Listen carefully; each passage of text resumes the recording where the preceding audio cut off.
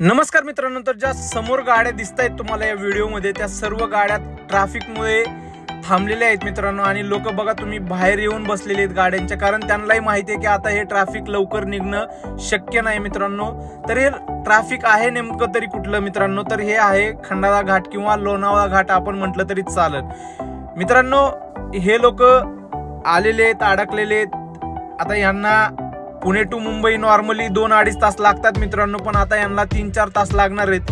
तर मित्रांनो माझं एक सांगणं आहे मित्रांनो, आता पावसाळा सुरू होत आहे, तसं तर बऱ्याच गाड्या गरम होऊनही बंद पडतात, पण काही गाड्या प्लग मध्ये पाणी जाण्यामुळेही बंद पडतात किंवा काही ठिकाणी पावसाचं पाणी साचल्यावरही ट्रॅफिक होऊ शकतं। तर मित्रांनो तुम्ही आता पावसाळ्यामध्ये फिरायला जायचे प्लॅनिंग करतच असाल तर माझी एक विनंती आहे मित्रांनो की कधी पण तुम्ही कुठेही जायचं असेल तरी नक्की जाण्या अगोदर एकदा मॅप लावून बघा की त्या जागेवर जाण्यासाठी तुम्हाला काही ट्रॅफिक लागतंय का, किती वेळ लागतोय। नाहीतर असं होतं मित्रांनो, कधी कधी तुम्ही फिरायला जाता आणि पूर्ण वेळ तुमचा ट्रॅफिक मध्ये जातो। तर याची काळजी घ्या आणि मनसोक्त आनंद घ्या मित्रांनो फिरण्याचा।